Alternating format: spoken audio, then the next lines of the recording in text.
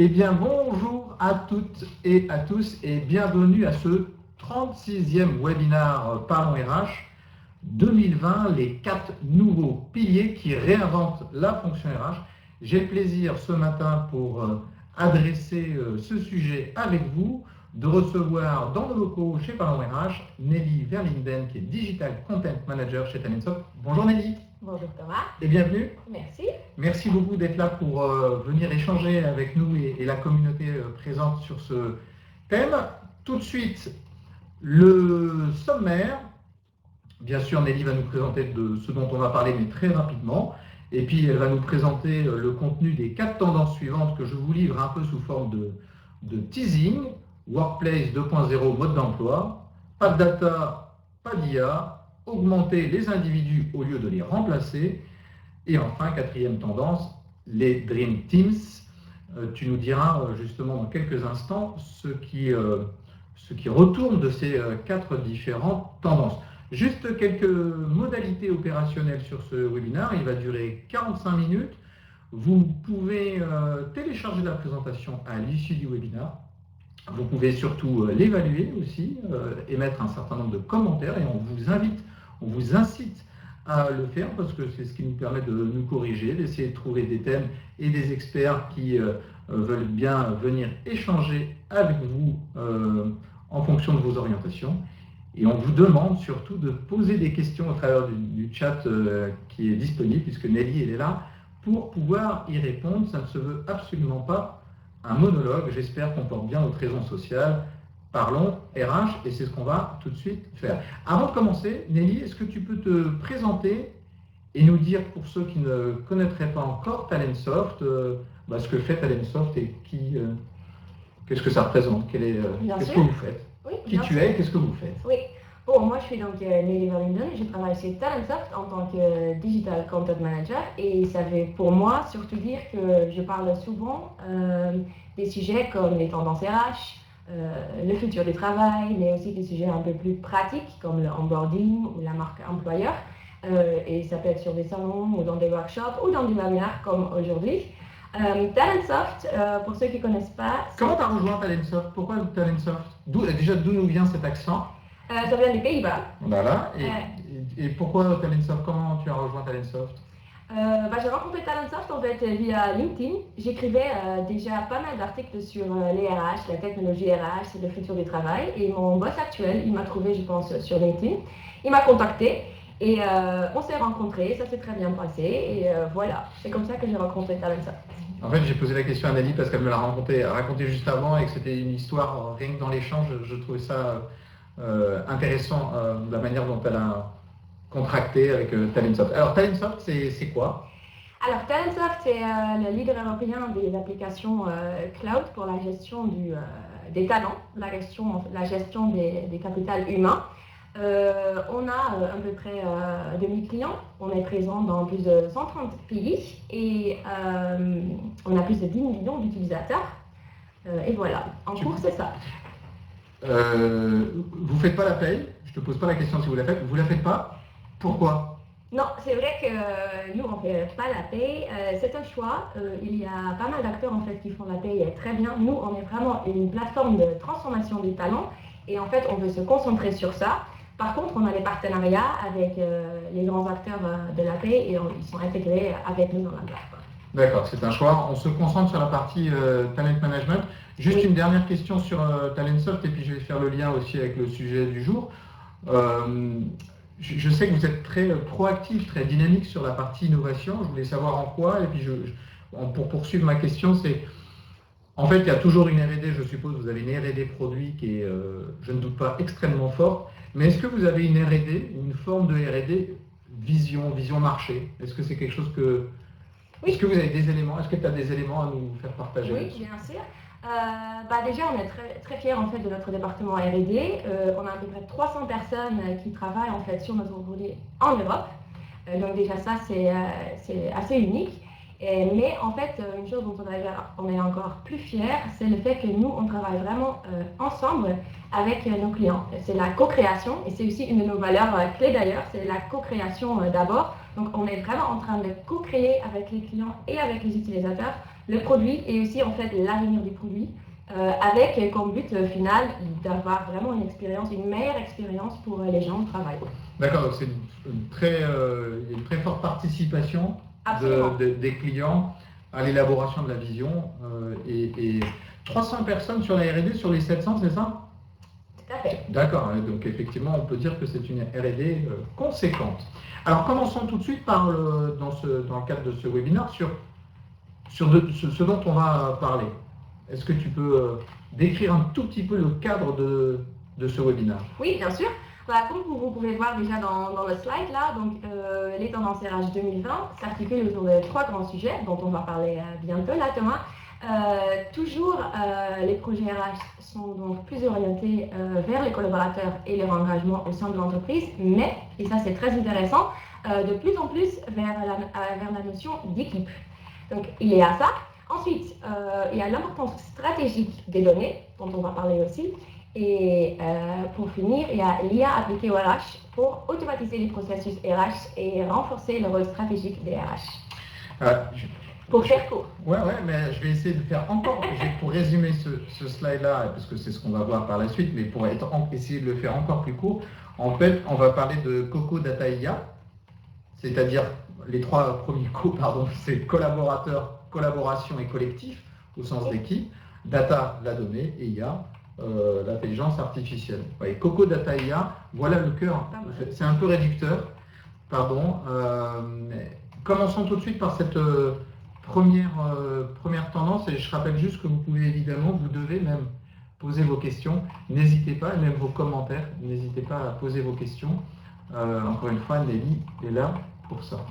Alors, sur la première tendance, Workplace 2.0, mode d'emploi, qu'est-ce que ça signifie tout ça? Oui, alors cette première tendance, c'est un peu le résultat de plusieurs choses qu'on voit aujourd'hui. Tout d'abord, c'est beaucoup d'automatisation, de la robotisation. Bien sûr, ça veut dire qu'il y a des métiers qui vont être peut-être remplacés.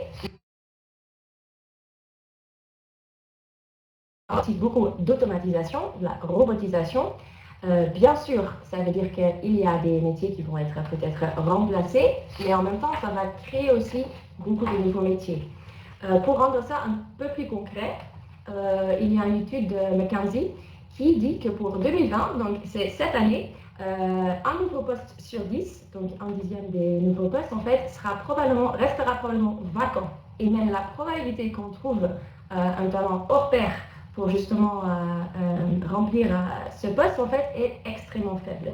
Donc ça c'est en fait un résultat déjà de cette fameuse 4e révolution industrielle. Deuxièmement, il y a le monde du travail qui est en train de changer, il devient comme on dit multiple, ça veut dire multi-job, multi-employeur, multi-aspiration et ce qui n'est pas marqué dans le slide aussi multi-espace. Et là Thomas, je sais que toi tu vas me dire oui mais bon Nelly, en France c'est pas le cas. Il y a des études qui montrent... Tu fais les questions et les réponses. Il y a des études qui montrent que la plupart des gens en fait, dans le monde du travail préfèrent toujours un CDI, certes, mais quand on regarde plus le côté multi-aspiration, ça c'est quelque chose qu'on voit quand même dans les collaborateurs. Plus de gens aujourd'hui n'ont pas forcément envie de rester sur un seul type de projet, ils ont envie parfois de toucher à plusieurs choses. Et aussi le côté multi-espace, donc du coup le télétravail par exemple, c'est en train de devenir une nouvelle réalité. Donc du coup, le monde du travail change et en plus, il y a tous ces développements côté industrie et technologie. Et ça fait du coup qu'on va avoir entre guillemets un nouveau monde du travail. La question qui se pose, c'est du coup, comment on va se préparer à ce nouveau monde du travail? Là, il y a un travail déjà individuel à faire, c'est-à-dire que chaque individu doit se poser des questions du genre, quelle partie de mon travail je veux garder, plutôt que quelle partie de mon travail va me rester. Et après, il y a aussi une partie responsabilité pour les organisations. Et là, c'est là aussi où les RH commencent à être impliqués en fait en ça. C'est les RH, c'est les managers, c'est toute l'organisation. C'est à eux en fait de créer un cadre qui aide les collaborateurs à se préparer pour ce nouveau monde du travail. Ça passe par 3 choses différentes, comme vous voyez dans le slide. La technologie, et ça peut être très simple d'ailleurs, c'est pas forcément l'IA, mais ça peut aussi passer par avoir des bons outils pour que les gens, quand ils travaillent à distance, puissent bien travailler. Très simple. Ça passe aussi par, bien sûr, la reformation ou parfois la reconversion des gens. Vous voyez en fait les chiffres là. quand on parle du fameux skills gap, donc les compétences dont on aura besoin et que les gens n'ont pas encore. On voit que d'après le World Economic Forum, d'ici 2022, donc c'est dans 2 ans, il y aura 54% des collaborateurs qui devront changer ou mettre à jour leurs compétences. Donc ça, c'est un vrai enjeu là. Et d'ici 2022, c'est demain. Et donc du coup, ça veut dire qu'il faut commencer aujourd'hui.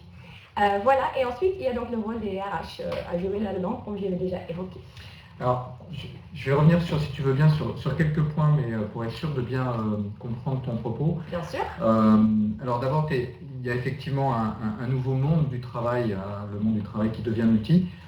Tu as posé la question que j'allais poser et tu as répondu en fait. Effectivement, en France, ce n'est pas encore une réalité, mais c'est le propre des tendances. Je voulais juste nuancer. L'éventuelle question que j'aurais pu poser, c'est que le propre des tendances, c'est que c'est balbutiant. Et donc, si on prend les chiffres, évidemment, tout ce qui est éclatement de l'entreprise étendue n'est pas encore une réalité.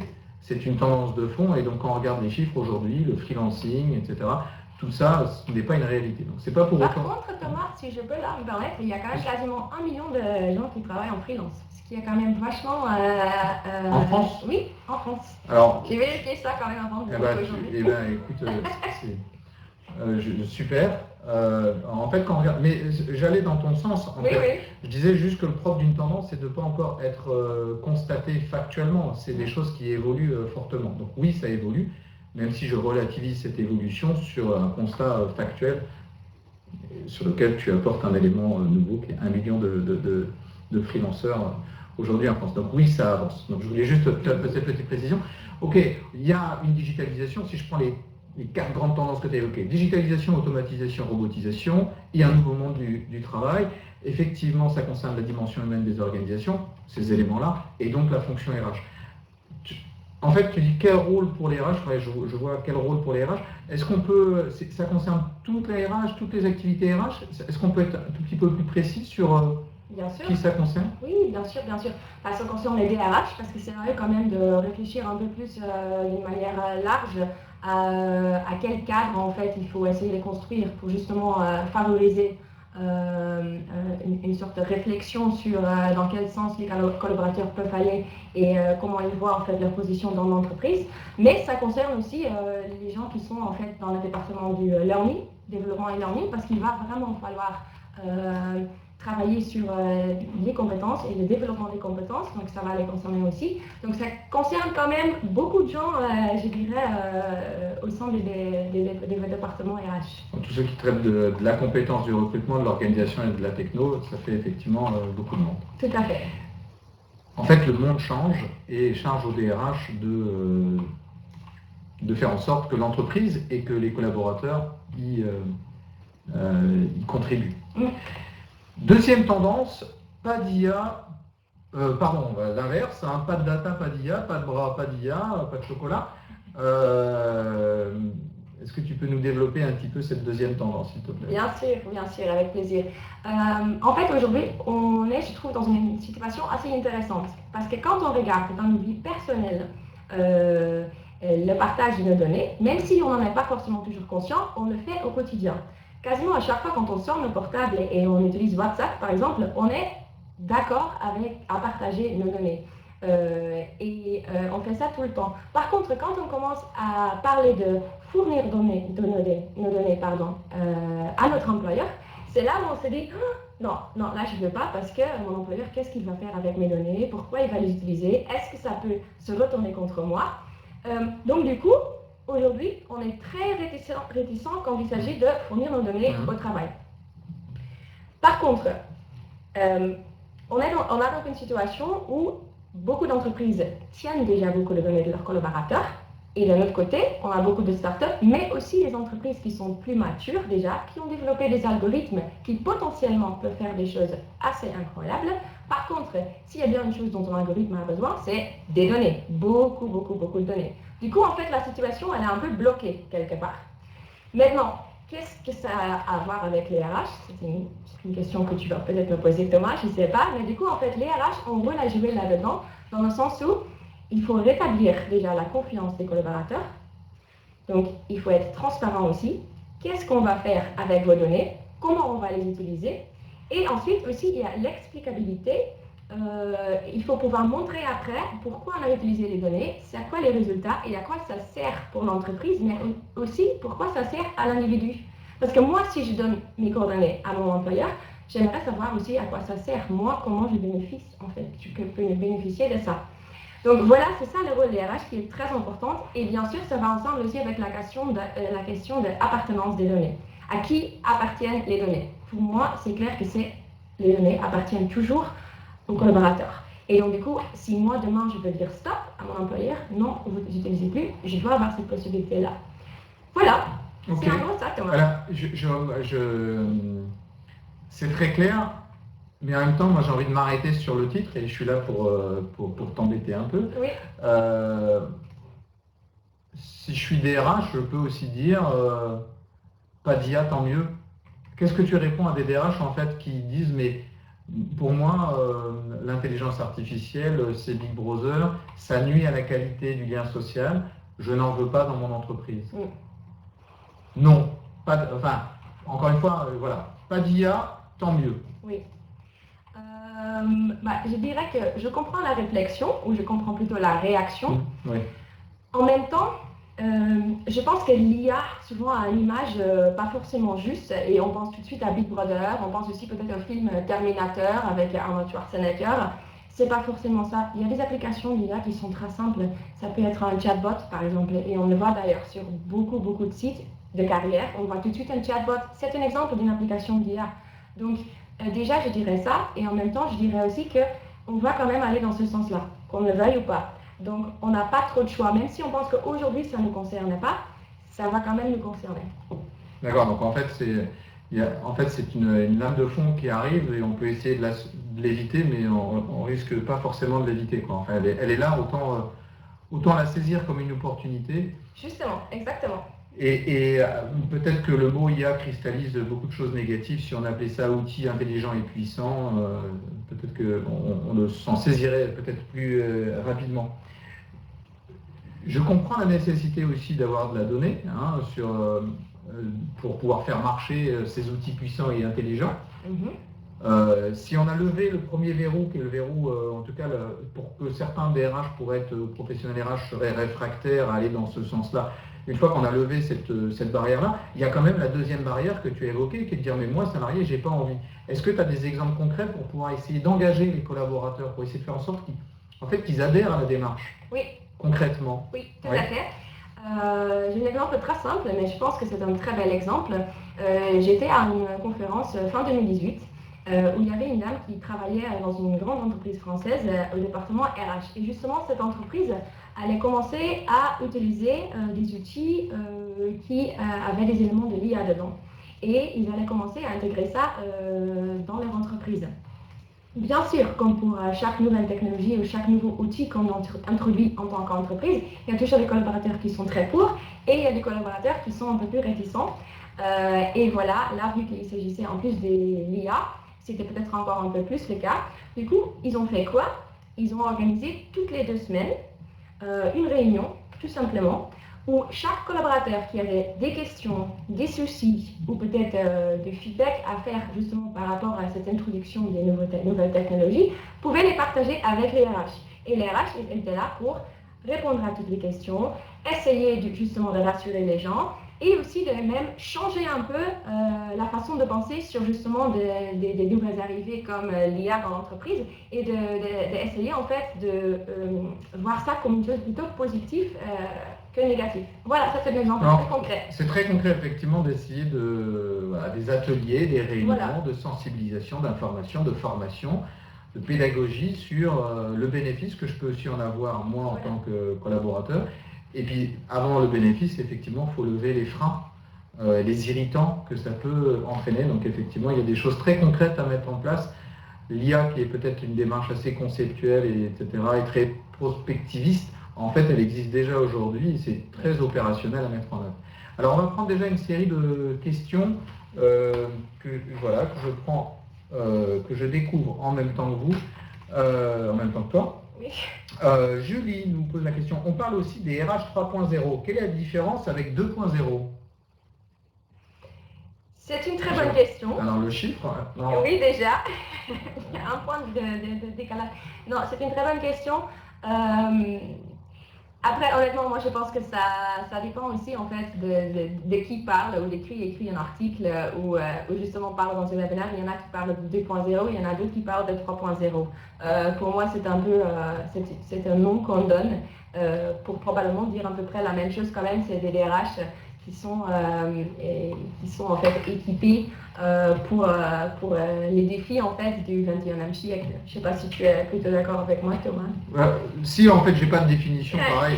En fait, on pourrait se dire que le 2.0, bon déjà c'est ce qui vient après le 1.0, mais c'est le fait d'être ancré dans la digitalisation, de s'outiller.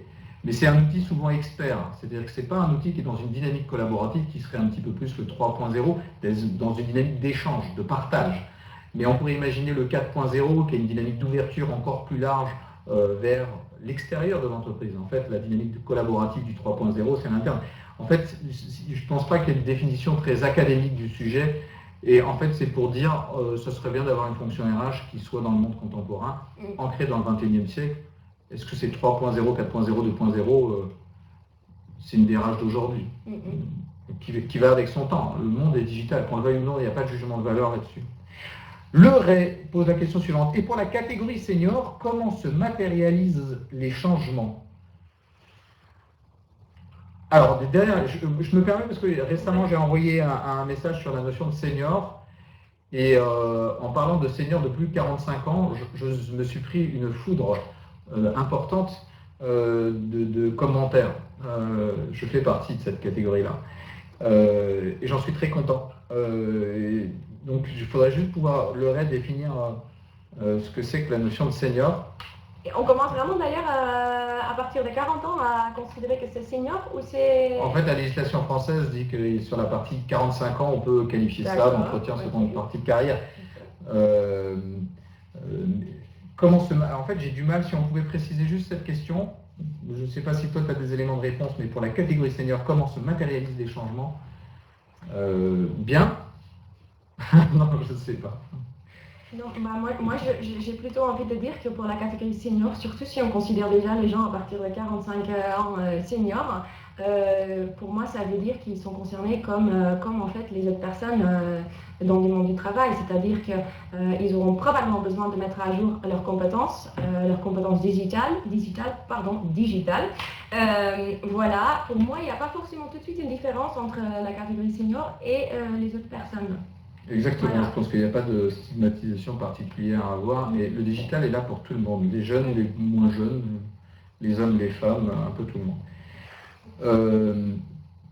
Alors, Myriam pose la question, quelle stratégie d'upskilling mettre en place pour les seniors, on y revient, désolé, ou les profils particulièrement fermés à la technologie? D'accord. Et attention, il y a un début de stigmatisation, Myriam, dans votre propos. Vous sous-entendez que les seniors sont fermés à la technologie. Si vous prenez un jeune diplômé à Guéret dans la Creuse ou à Saint-Malo, enfin non diplômé, est-ce qu'il sera plus technophile qu'un directeur financier à la Défense beaucoup plus âgé? Je ne le pense pas. Donc, en fait, les différentes études montrent que le côté réfractaire à la technologie n'est pas forcément lié à l'âge, mais à la catégorie sociale, la CSP. Quoi. Oui, c'est marrant que tu dises ça d'ailleurs, Thomas, parce que j'avais une petite session de petit déj avec des DRH de grandes entreprises il n'y a pas très longtemps, et justement, on parlait de ça. Et justement, une des DRH disait qu'elle a trouvé justement que c'était plutôt les jeunes dans leur entreprise, en fait, qui parfois n'étaient pas forcément tellement à jour sur le digital, en tout cas pas autant qu'ils le croyaient. Donc, comme quoi, c'est pas forcément le cas. Après, est-ce qu'il y a une stratégie particulière en fait pour le upskilling des seniors? Là, encore une fois, je ne pense pas forcément qu'il y a une vraie différence entre le upskilling des gens qui ont 45 ans ou plus et en fait des autres personnes. Le upskilling, ça dépendra surtout en fait de la situation personnelle d'un individu, en fait d'un collaborateur. Qu'est-ce qu'il fait aujourd'hui, qu'est-ce qu'il va faire ou qu'est-ce qu'il va devoir faire, comment son rôle va changer. Et du coup, comment on doit former cette personne et comment on doit faire en sorte que cette personne obtienne les bonnes compétences et puis en fait les utiliser tout de suite. Pour moi, là encore, il n'y a pas forcément de différence entre justement les personnes un peu plus âgées et les personnes non âgées. J'espère que ça répond à la question. Non, mais c'est une transformation globale. Ça commence à jouer sur les individus, leur poste, leur responsabilité, leur mission, qu'ils soient seniors ou non. On pourrait même rajouter de temps en temps, il y a un critère de segmentation qui est le cadre non cadre. Vous avez des cadres qui n'encadrent pas des personnes. En fait, c'est d'ailleurs un truc très franco-français, cadre non cadre, statutaire. Vous avez des non-cadres qui encadrent, qui managent. Donc, voilà. Mais parfois, on a ce critère-là, cadre non cadre. On va continuer. Alors, voilà, je prends une dernière question, mais j'oublie pas les autres. Christelle qui te pose la question. Actuellement, la France semble-t-elle dans le rythme, en avance ou en retard en termes d'intégration de l'IA dans les RH, comparé à ses voisins de l'Union européenne et au reste du monde? Ça tombe bien, Nelly, tu as une vision un petit peu plus européenne que la mienne. Oui, juste là, Thomas, il faut me préciser un peu de quoi on parle là exactement. Est-ce que tu trouves que la France, elle est au même rythme que ce que tu peux voir dans les autres pays européens? Oui. Talentsoft est le leader européen, donc est-ce que par rapport à les DRH allemands, anglais aux Pays-Bas, est-ce qu'on est dans le même rythme? Est-ce qu'on est en retard? Est-ce qu'on est en avance? Parfois, j'entends dire que la France, sur la HR Tech, c'est pas le même sujet, mais est presque en avance par rapport aux États-Unis. Est-ce que toi, tu as un point de vue là-dessus, sur l'intégration de l'IA, puisque c'est la question de Christelle, dans les RH, en France par rapport aux autres pays qui l'entourent? Ok, oui. Alors déjà, je pense que quand on regarde la France comparée aux autres pays, je pense qu'on est plutôt dans le rythme. Il y a certains pays, par exemple les pays scandinaves, qui sont peut-être un tout petit peu plus loin quand il s'agit de la digitalisation du monde du travail. Mais après, je crois quand même qu'en France, là, il y a une vraie prise de conscience et on commence vraiment à accélérer un peu le rythme. Voilà, pour faire très court en termes de réponse. Très bien. Donc bon, on n'est pas mauvais. On n'est pas mauvais, effectivement. On est pas mal, comme Voilà, disent les Français. On est pas mal. Bon, j'ai dit que c'était une dernière question, Alison. J'oublie pas votre question et celle qui s'affiche aussi. On va juste poursuivre sur les tendances. Troisième tendance, on a un tout petit peu parlé, mais c'est augmenter les individus au lieu de les remplacer. Qu'est-ce que l'individu augmenté? Oui, tout à fait, Thomas. Et ça, c'est lié en fait avec les deux autres tendances dont on vient de parler, mais augmenter les individus au lieu de les remplacer. Ça veut dire quoi?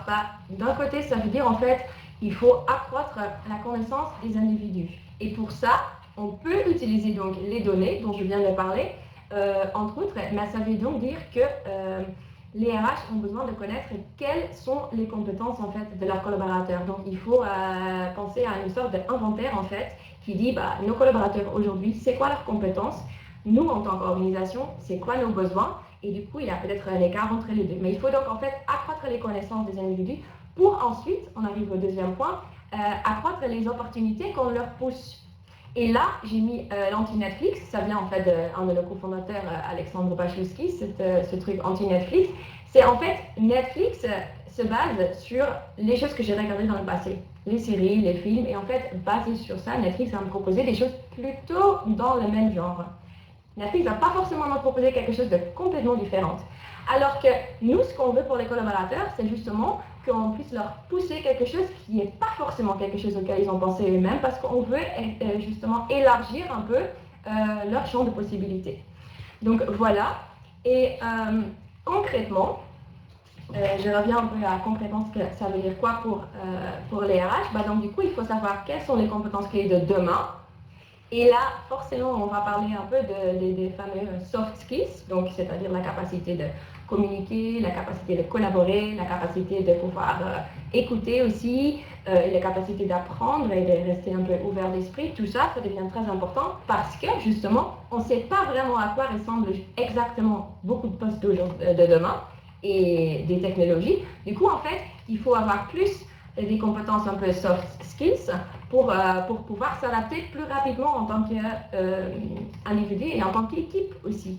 Et ensuite, quand on a déterminé quelles compétences pour quelle personne, il faut faire en sorte que, bien sûr, les gens obtiennent les bonnes compétences et les utilisent aussi tout de suite dans la pratique. Et concrètement, tu as un exemple pour essayer d'illustrer le propos oui, sur cette prise de risque ou sur ce dernier point. Hein. Ah oui, d'ailleurs, c'est bien que tu dis ça, d'ailleurs, Thomas, c'est parce qu'effectivement, c'est aussi une sorte de prise de risque. Parce que si moi, ça fait 10 ans que j'ai fait mon travail et là, on me propose complètement autre chose, est-ce que j'ai envie de prendre ce risque? Pas forcément, parce que ça me fait peur déjà. Et en plus, je me dis, si ça ne marche pas, je perds peut-être un peu ma sécurité au niveau financier. Donc, il faut aussi penser à mettre une sorte de politique en place, une stratégie. Et ça, c'est encore un rôle pour les RH aussi, de dire, on va peut-être en fait essayer justement d'encourager ce genre de prise de risque. Et encourager, ça peut tout simplement être, par exemple, penser à un variable pour quelqu'un qui prend un risque. Donc voilà, ça peut être une idée. Exemple concret, oui, j'ai un exemple concret d'une très grande entreprise ou chaîne en fait aux US, c'est Walmart, qui est donc très connu dans le secteur du retail. Eux, ils ont remplacé pas mal de caisses. Donc du coup, les caissières, en fait, ça a été automatisé. Mais qu'est-ce qu'ils ont fait avec les personnes qui ont été caissières? En fait, ils les ont reconvertis. Et maintenant, parfois, ils sont donc personal shoppers. Donc ça veut dire qu'ils accompagnent les gens, mais vraiment les gens dans les magasins. Ils donnent des conseils. Ils ont donc plus d'interaction avec les gens. Et donc, ils ont été complètement reconvertis. Donc là, on voit bien que quand il y a une partie d'automatisation, on va vraiment reformer les gens pour en fait faire en sorte qu'ils ont des boulots différents derrière. Ça, c'est juste un seul exemple, il y en a plusieurs. Pour finir, peut-être, il y a Accenture. Non? Si, très bien. C'est intéressant. Il y a Accenture aussi. Accenture, je crois qu'ils ont à peu près 400 000 ou plus de collaborateurs dans le monde. Et en fait, ils ont entrepris il y a quelques années un énorme effort justement de reformer et reconvertir 300 000 de leurs collaborateurs. Donc, c'est immense. Et là aussi, on voit vraiment que les gens, ils ont complètement changé de poste. Les gens, justement, qui étaient dans des départements, qu'ils ont pu automatiser pas mal, ils ont pu se faire reformer pour faire complètement autre chose. Donc, on a quand même pas mal d'exemples concrets de ça. D'accord. Alors, quatrième tendance, et puis on continuera sur des questions, Dream Teams. Qu'est-ce que c'est? Voilà, personnellement, ça c'est ma tendance préférée, Dream Teams. Ce qui est intéressant quand on y pense aussi, c'est qu'on a toujours été en fait dans le monde du travail assez focalisé sur l'individu. Embaucher un individu, rémunérer un individu, évaluer la performance d'un individu. Licencier un individu. Licencier un individu, effectivement. Et on n'a jamais vraiment forcément pensé en fait en termes d'équipe. Et là, ce qu'on commence à voir, c'est qu'il y a un vrai mouvement vers un focus plus au profit de la performance de l'équipe. Et là, en fait, un rôle qui est super important dans tout ça, c'est le rôle du manager. Parce que le manager, il devient du coup un peu un alchimiste. C'est d'aller en fait de rassembler les gens derrière justement un but commun. Et là, je trouve un bel exemple, ça vient encore d'Alex. C'est le film, je ne sais pas si tu connais Thomas, Ocean's 11, avec George Clooney, Brad Pitt. Et en fait, ça c'est un super exemple de ce nouveau rôle du manager. Parce que dans Ocean's 11, il y a George Clooney qui doit rassembler en fait 11 personnes et chaque personne est complètement différente et elle a vraiment sa singularité et en fait ensemble ça marche très bien ensemble. Donc du coup en fait George Clooney il a fait un très bon job de manager et en fait c'est ça en fait le rôle des managers dans cette tendance Dream Teams parce que comme on le sait si on a par exemple parfois les meilleurs musiciens au monde ça ne veut pas forcément dire qu'ils jouent bien ensemble. Bon donc le manager il a un rôle très important mais en fait c'est au RH là, d'assister le manager en fait dans son rôle et aussi de repenser vraiment la façon dont on recrute. Il faut peut-être plus penser en fait en termes de recrutement d'équipe, la performance d'équipe et si quand même on continue, parce que je sais très bien qu'un changement comme ça, Thomas, ça ne va pas se faire du jour au lendemain, mais si en fait on va embaucher un individu, il faut plus penser peut-être, ok, mais en fait cet individu-là, qu'est-ce qu'il va contribuer en fait à la performance d'équipe? Comment cet individu en fait va vraiment bien rentrer dans mon équipe et voilà, il faut donc changer un peu de réflexion. Ouais, entre les augmentations collectives et les augmentations individuelles, il y a un peu un juste milieu qui est plus pertinent dans le monde moderne, qui serait cette notion d'équipe, d'efficacité de l'équipe, et que peut-être que l'ensemble des pratiques RH doivent être revisitées, peut-être pas totalement disruptives, mais revisitées sous un angle de quelle est la performance de mon équipe, quels sont les individus qui vont les uns avec les autres. Donc ça veut dire, je reprends juste tes propos, le manager devient un alchimiste, et tant mieux pour la fonction RH, parce que je pense qu'il y a du boulot avant que le manager devienne un alchimiste. Oui. Non mais il faut l'accompagner pendant. Je suis un DRH de 2500 salariés. je bois tes paroles, je dis ok, je partage ce constat-là, je veux y aller, je finis le webinaire Parlons RH Talentsoft, qu'est-ce que je fais concrètement en fait? Comment est-ce qu'on met en opération comment est-ce qu'on passe à l'action? Comment est-ce qu'on passe du slide à l'action? Bah, vous appelez Talentsoft. Ah oui, c'est ça. Non, ça c'est une blague. Blague à part. Non, la plupart des entreprises, Thomas, aujourd'hui, ont déjà des équipes, bien sûr. Donc on peut commencer par regarder, ok, bah, nos équipes aujourd'hui. Les équipes qui travaillent plutôt bien ensemble, qui fonctionnent bien, qui performent bien en fait. C'est quoi en fait les caractéristiques de ces équipes-là? On peut faire un inventaire. Et du coup, on peut voir, ok, bah, il y a ça qui marche, ça qui marche, ça qui ne marche pas forcément. À partir du moment, par contre, où on a une entreprise, comme tu dis, avec 2000 ou 2500 employés, ça devient assez laborieux comme travail. Et donc, du coup, là, il faudra mieux quand même utiliser un outil ou une plateforme, en fait, qui justement peut regrouper toutes les données et qui nous permet, en fait, de mieux voir on a quoi en termes d'équipe au sein de notre entreprise aujourd'hui et comment on peut faire en sorte d'optimiser les choses et peut-être justement de changer un peu la façon dont on recrute. Là, on aura quand même vraiment besoin de la technologie parce qu'on ne peut plus faire ça dans un fichier Excel. Donc, on a besoin d'une plateforme structurante avec de la data pour avoir une vision objective de cette notion d'équipe, de la performance, quelles sont les équipes qui marchent, et quelles sont les compétences dans les équipes, etc. Alors maintenant, on va prendre un certain nombre de questions, si vous voulez bien. Je vais poursuivre les questions que j'avais juste avant. Ça y est, si je retrouve... Pardon, je ne voudrais pas sauter des questions. Il y a Richard qui te pose la question suivante. Il faut beaucoup de données pour éduquer des IA, mais est-ce qu'une entreprise de taille normale, il faudrait préciser ce que c'est qu'une entreprise de taille normale, parce que parfois on a des surprises. Pour certains, c'est 3000 salariés, pour d'autres, c'est 30. Donc, mais bon.